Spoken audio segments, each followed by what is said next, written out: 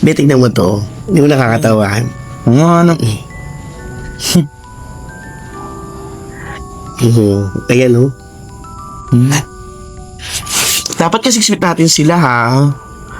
Ay, Pwede namin sila gayahin. may surprise nga pala ako sa... Ba? Ano yun? Anak ko, matutuwa ka dito. Yan! Salamat. Ito na ba yung request ko sa'yo? Oo, yan ha. Ingatan mo yan. Ganda na ito. Manapili ko dyan. Pa akong cellphone eh. Pero maraming salamat ah. Ano, bebe? Eto pang gastos mo, ha? Para meron kang panload, pambili ng SIM card. Sakto. Kulang na rin ako sa budget ngayon. Wala na rin ako pera eh. Ayun. Maraming salamat sa'yo. Sakto pang budget ko to. Ano ka ba kasama dito?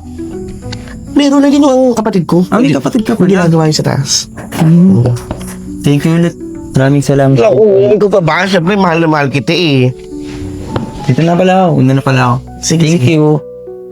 Ikaw na, kailang miss ka na. Sumasobra ka na. Sige, bye-bye.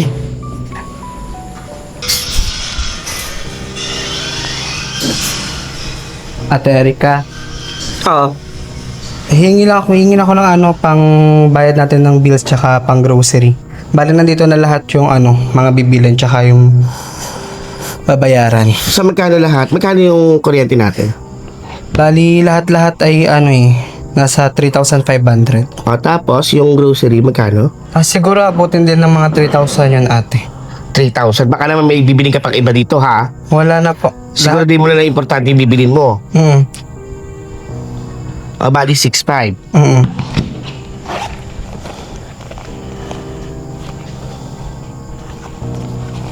Ayan, 6,500 yan. Ate, Ano? baka pwede akong humingi ng extra. Ay, hindi. Naku, baka kung lalaki mo lang. Hindi, kasi, tawag dito, mag-a-apply ako dun sa may trabaho ng kaibigan ko. At sino nagsabi sa'yo na pwede ka mag-apply ng trabaho? Hindi kasi, need ko na rin kasi tumulong dito sa bahay.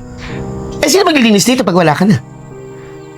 Alam mo ba, kaya kita kinuha sa probinsya, para may makatulong ako dito, tapos iiwanan mo ako? Magtatrabaho ka? Nagmamalaki ka na yata. Hindi naman sa ganun ate. Kailangan ko lang tumulong sa'yo. Hindi ko kailangan ng tulong mo. Ang kailangan kong tulong, yung paglilinis ng bahay, magbabantay dito pag wala ako. Yun ang kailangan ko sa'yo. Yun ang dahilan kung bakit kita pinapunta rito.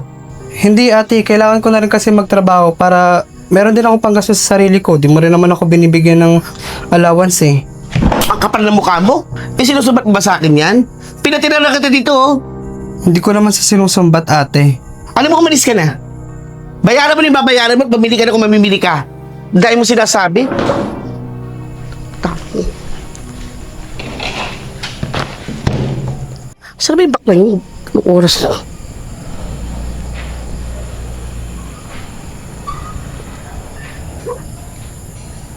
Aldrin, nasa ka na? Aba, ginabi ka na. Anong oras na to, oh? Baka naman kung saan ka pa nagpunta.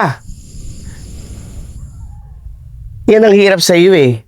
Pag nakahawak ka ng pera, baka kung ano pinagbibili mo. Siguraduhin mo na yung mga resibo at saka yung sa bill, bayad mo ha.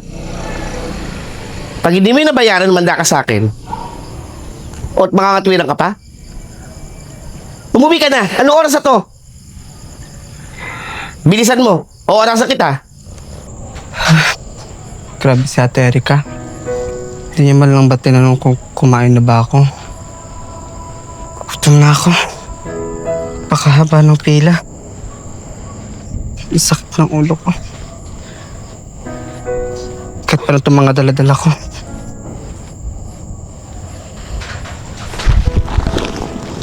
Hala, miss! Miss! Anong nangyari sa'yo, miss? Miss! Miss, anong nangyari sa'yo, miss? Miss, gimising ka, miss. Miss! Miss, meron ako dito, dalang tubig dito tsaka pagkain. Kumain ka muna. Miss, tumayo ka. Miss, anong nangyari sa'yo, miss? Ang dami pang dala. Sige, bitawan mo muna yan. Kumain ka, miss. Maraming salamat po Pahinga ka, dito. pahinga ka. Anong nangyari sa'yo, miss? Saan ka galing? Inutusan kasi ako ng ate ko. Nagugutom ka ba? Kayo na pa po kasi ako nagugutom. Di pa ako O sige, kumakain. tutulungan na kita. Maraming Sige, kumapit salamat sa akin. po.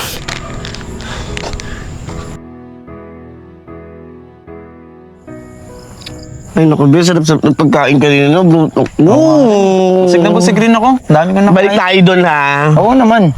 Alam mo pala, may kaganto pala ako sa'yo. Nakaraang araw kasi may nakita akong naglalakad. Bigla na lang siya bumagsak. Siguro nagutot na ihilo yun. Kaya ginawa ko, binigyan ko tubig at pagkain. Total, meron naman ako extra. Bait-bait naman ng bebe ko. Hindi nabawasan pa yung pera mo. Hindi, okay lang yun. Hindi, naku.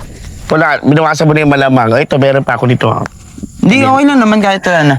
Sige na, para yung ano. Nakatulong Alam ko, naman bumili din ka pa ako. ng pagkain. Binili mo pa yung... Sige, maraming salamat dito. Bait-bait mo talaga. Kaya alam kita, eh. Ha?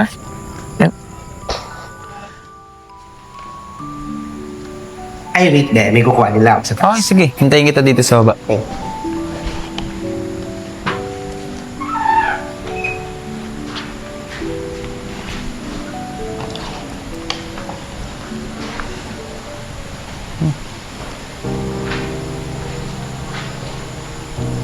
Excuse po. Ay, hello. Uy, Uy, ikaw yung tinulungan ko yung nakaraan ah. oo. Kamusta ka na? Okay naman ako. Ano pa lang ginagawa mo dito? Ay, hindi mo ba alam? Kasi ikaw pala, ano munang ginagawa mo dito? Ba't dito? Kapatid ako na Ate Erika. Kapatid mo siya? Oo. Girlfriend kasi Erika. Oh, talaga ba? Oo. Ay, Inaantay ko lang siya, nasa taas siya. sige. Maraming salamat pala nung Ano ka ba? kung nakaraan na tinulungan mo ko Ano ka ba? Okay lang yun. Walang problema yun. At least nakatulong ako sa tao, di ba?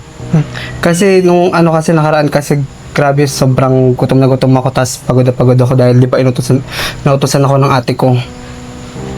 Paano? Paano ka nagutom? Eh, alam ko mapera ang ate mo eh. Hindi ka ba nakakain dito? Hindi ka ba niya binibigyan ng extra? Hindi eh. Kasi pag nagbibigay lang si ate, lagi lang siyang sakto magbigay ng pera. Kaya ganun. Ganun ba siya? Oo, maraming salamat dahil tinulungan mo ko noong nakaraang araw. Kundi dahil sa iyo baka kung ano nangyari sa akin. Walang problema doon. At least nakatulong ako.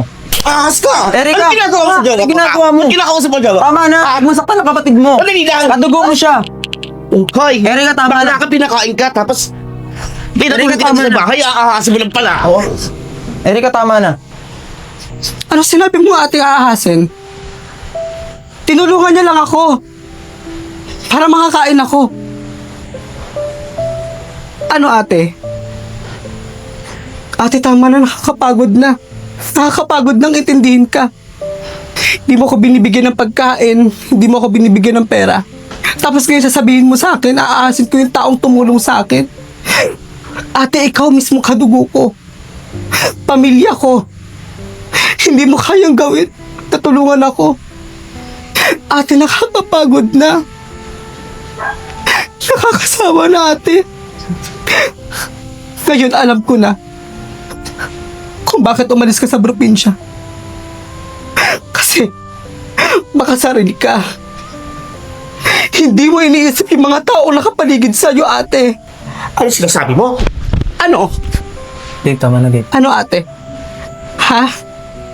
Mas gusto mo pa makita ng jowa mo kung ano yung tunay na ugali mo? Nakakapagod ka na, ate. Alam mo, mas maganda pa yung buhay ko sa probinsya. Kasama ko sila nanay at sila tatay. Pero anong ginawa mo dito nung pinapunta mo ako dito? Ginawa mo akong katulong, ate. Hindi mo ako tinuring na pamilya. Tama na. Erika, tama na. Alam mo, tama siya. Tama yung kapatid mo. Di mo siya basta katulong lang. Kapatid mo siya. Kadugo mo. Dapat mas inuuna mo yung kadugo mo kaysa sa akin. Kasi alam mo yung mga binibigay mo, hindi ko naman kailangan yan eh. Masaya ako. Nagustuhan kita dahil sa ugali mo dati. Pero ngayon parang nagbago ka na. Ganyan ka pa talaga? Sorry. Alam mo, hindi ka sa akin dapat mag-sorry. Sa kapatid mo.